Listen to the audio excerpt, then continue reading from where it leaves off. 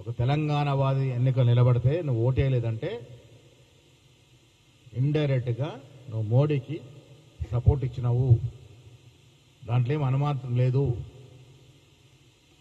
ఇవాళ ఓట్ చోరీ అంశం ఈ దేశం మీద యావత్ ప్రపంచ దృష్టిని ఆకర్షిస్తూ ఉంది. ఎన్నో దేశ విదేశాల అధ్యక్షులు ఆరాధిస్తూ ఉన్నారు. అసలు ఓట్ చోరీ ఏంటి, ఈ దేశంలో జరుగుతున్న తతంగం ఏంటి అని. మూడవసారి అధికారం రావడానికి మోడీ అమిత్ షా ఈ కుతంత్రాన్ని లేపి ఓట్ చోరీకి పాల్పడి మూడవసారి అధికారంలోకి వచ్చినారు. అది రుజువులతో సహా రాహుల్ గాంధీ గారు నిరూపిస్తూ ఉన్నారు. దాన్ని జీర్ణించుకోలేండి మోడీ. ఇలాంటి కేటీఆర్ లాంటి వాళ్ళని పెట్టుకొని రాహుల్ గాంధీని విమర్శించేటువంటి పరిస్థితులకి దిగజారుతా ఉన్నారు. నేను మీ ద్వారా తెలంగాణ రాష్ట్ర ప్రజలకి స్పష్టత ఇవ్వదలుచుకున్న, బీజేపీ బీఆర్ఎస్ పార్టీ వేరు కాదు. ఎప్పటి నుంచో లోపాయికారు ఒప్పందంలో ఉన్నారు. మానసికంగా పార్టీలు విలీనమైనవి. కవిత మాటలతో స్పష్టమైంది. దాని కారణంగానే ఇవాళ కిషన్ రెడ్డి గారు మీరు సిబిఐ కప్పచెప్పండి, 48 గంటల్లో తేల్చేస్తామన్నారు. ఎన్ని గంటలైంది మేము సిబిఐ కప్పచెప్పి? కిషన్ రెడ్డి గారు ఎక్కడ పడుకున్నారు మీరు? రాష్ట్ర ప్రభుత్వం అసెంబ్లీలో తీర్మానం చేసి కేసు సిబిఐ కప్పచెప్పి మీరు 48 గంటలు, ఎన్ని గంటలైంది, ఎన్ని రోజులు గడిచింది? ఎందుకు దీంట్లో కదలిక లేదు? దీని అర్థం పరమార్థం ఏమిటి?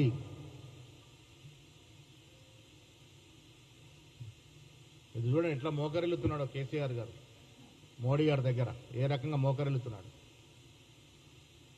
వంగి వంగి దండాలు పెట్టి కాళ్ళ బేరాన్ని కుదుర్చుకొని ఇలా సిబిఐ విచారణ నుంచి తప్పించుకునే ప్రయత్నాలు భాగంగానే గతంలో హరీష్ రావు, కేటీఆర్ ఢిల్లీ చుట్టూ చక్కర్లు కొట్టి మోడీ, అమిత్ షా, నడ్డాను కలిసింది కరెక్టా కాదా? ఇవాళ కూడా కలిసే ప్రయత్నం చేస్తున్నారా లేదా? మీ పార్టీని బీజేపీకి తాకట్టు పెట్టి వాళ్ళ ఎజెండాని మీరు కిషన్ రెడ్డి గారు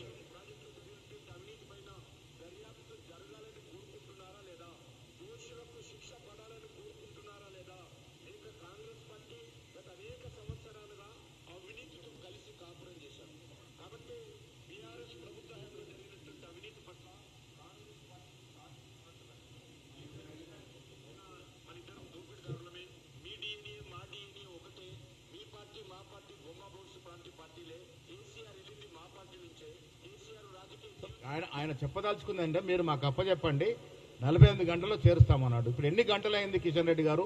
ఎందుకు దీంట్లో ఉలుకు పలుకు లేదు? దీనివల్ల స్పష్టమవుతుంది వీరు ఇంత అవినీతి పాల్పడ్డారని.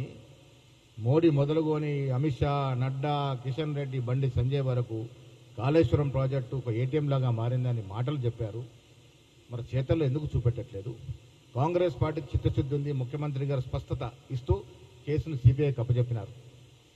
మేము ఫర్దర్గా యాక్షన్ తీసుకుంటే రాజకీయ కక్షలనే అవకాశం ఉంది కాబట్టి సిబిఐకి అప్పచెప్పినాము. మరి కిషన్ రెడ్డి గారు, బండి సంజయ్ కేంద్రంలో కోసం ఏం చేస్తూ ఉన్నారు?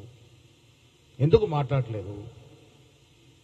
ఇది మీరు విలీనమైనట్టా కాదట? దీన్ని బట్టి మాకు అర్థమవుతుంది. దాదాపుగా మానసికంగా ఎప్పుడూ అయిపోయారు, కానీ భౌతికంగా కూడా కొంత కావాల్సి ఉంది. బీజేపీ పార్టీలో బీఆర్ఎస్ పార్టీ విలీనమైంది, దాంట్లో అనుమానం లేదు. ఇవాళ రాహుల్ గాంధీ గారి గురించి మాట్లాడే కనీస అర్హత లేనట్టు కేటీఆర్ మాట్లాడుతూ ఉన్నారంటే వెనక నుండి బీజేపీ నాయకులు ఇది మాట్లాడిస్తూ ఉన్నారు. కేటీఆర్ గారు, నీ స్థాయి, నీ సామర్థ్యము, రాహుల్ గాంధీ లాంటి త్యాగదనుల కుటుంబం గురించి, రాహుల్ గాంధీ గురించి మాట్లాడే అర్హత లేదు. ఇలా దేశాన్ని విచ్ఛిన్నం చేయాలని, రాజ్యాంగాన్ని మార్చాలని, మనువాద రాజ్యాంగం తెచ్చుకోవాలని కుటిల ప్రయత్నం చేస్తున్న బీజేపీ నాయకులకి మీరు అండగా నిలుస్తున్నారు.